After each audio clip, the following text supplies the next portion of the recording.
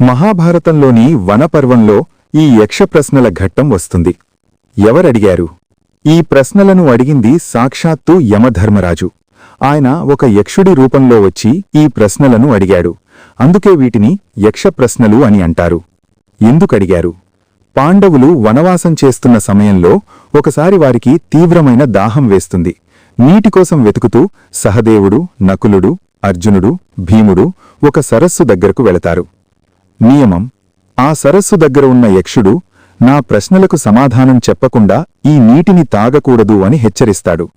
పర్యవసానం: కాని దాహంతో ఉన్న నలుగురు పాండవులు ఆ హెచ్చరికను లెక్కచేయకుండా నీరు త్రాగి మరణిస్తారు, మూర్ఛపోతారు.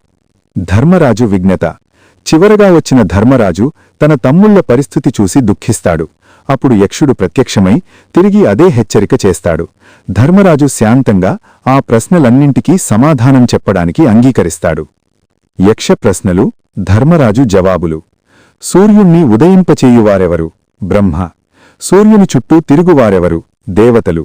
సూర్యుణ్ణి అస్తమింపచేయునది ఏది? ధర్మం. సూర్యుడు దేని ఆధారంగా నిలచియున్నాడు? సత్యం. మానవుడు దేనివలన శ్రోత్రియుడగును? వేదం. దేనివలన మహత్తును పొందును? తపస్సు. మానవునికి సహాయపడునది ఏది? ధైర్యం. మానవుడు దేనివలన బుద్ధిమంతుడగును? పెద్దలను సేవించుటవలన. మానవుడు మానవత్వముని ఎట్లు పొందును? అధ్యయనము వలన. మానవునికి సాధుత్వాలు ఎట్లు సంభవిస్తాయి? తపస్సు వలన సాధుభావము, శిష్టాచార భ్రష్టత వల్ల అసాధుభావము సంభవించును. మానవుడు మనుష్యుడెట్లవుతాడు? మృత్యుభయము వలన. జీవన్మృతుడెవరు? దేవతలకు, అతిథులకు, పితృసేవకాదులకు పెట్టకుండా తినువాడు. భూమి కంటే భారమైనది ఏది? జనని. ఆకాశం కంటే పొడవైనది ఏది? తండ్రి. గాలి కంటే వేగమైనది ఏది? మనస్సు. మానవునికి సజ్జనత్వం ఎలా వస్తుంది? ఇతరులు తన పట్ల ఏ పని చేస్తే, ఏ మాట మాట్లాడితే తన మనస్సుకు బాధ కలుగుతుందో, తాను ఇతరుల పట్ల కూడా ఆ మాటలు మాట్లాడకుండా ఎవడు ఉంటాడో అట్టివానికి సజ్జనత్వం వస్తుంది. తృణం కంటే దట్టమైనది ఏది? చింత. నిద్రలో కూడా కన్ను మూయనిది ఏది? చేప. రాజ్యం వేలేవాడు దైవత్వం ఎలా పొందుతాడు? అస్త్రవిద్యచే. రాజ్యాధినేతకు సజ్జనత్వం ఎలా కలుగుతుంది? యజ్ఞం చేయుట వలన. జన్మించియూ ప్రాణం లేనిది ఏది? గుడ్డు. రూపం ఉన్న హృదయం లేనిదేది? రాయి. మానవుడికి దుర్జనత్వం ఎలా వస్తుంది? శరణుజొచ్చిన వారిని రక్షించకపోవడం వలన. ఎల్లప్పుడూ వేగం గలదేది? నది. రైతుకు ఏది ముఖ్యం? వాన. బాటసారికి, రోగికి, గృహస్థునకు, చనిపోయిన వారికి బంధువులెవ్వరు? వరుసగా సార్ధం, వైద్యుడు, శీలవతి అయిన భార్య మరియు సుకర్మ. ధర్మానికి ఆధారమేది? దయాదాక్షిణ్యం. కీర్తికి ఆశ్రయమేది? దానం. దేవలోకానికి దారేది? సత్యం. సుఖానికి ఆధారమేది? శీలం. మనిషికి దైవిక బంధువులెవ్వరు? భార్య లేదా భర్త. మనిషికి ఆత్మ ఎవరు? కుమారుడు. మానవునికి జీవనాధారమేది? మేఘం.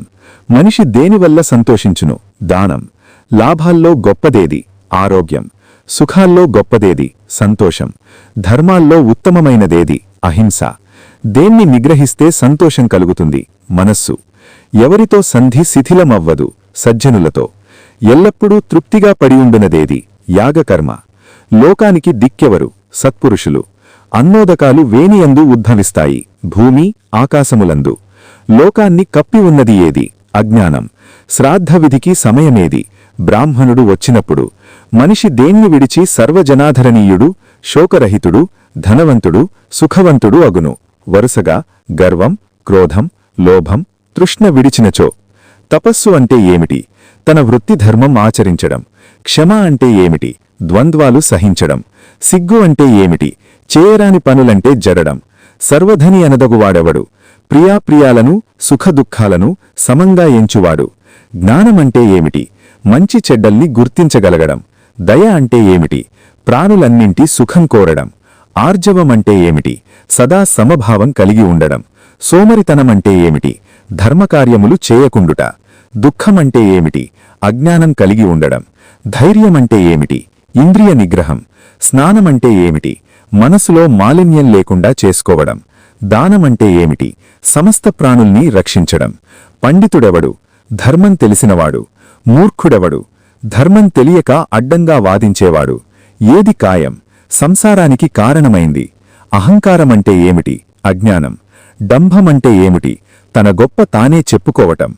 ధర్మం, అర్థం, కామం ఎక్కడ కలియును? తన భార్య లేదా భర్తలో.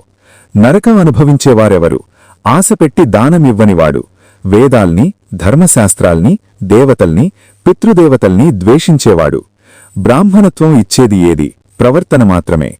మంచిగా మాట్లాడేవాడికి ఏమి దొరుకుతుంది? మైత్రి. ఆలోచించి పనిచేసేవాడు ఏమవుతాడు? అందరి ప్రశంసలు పొంది గొప్పవాడవుతాడు. ఎక్కువ మంది మిత్రులు ఉన్నవాడు ఏమవుతాడు? సుఖపడతాడు.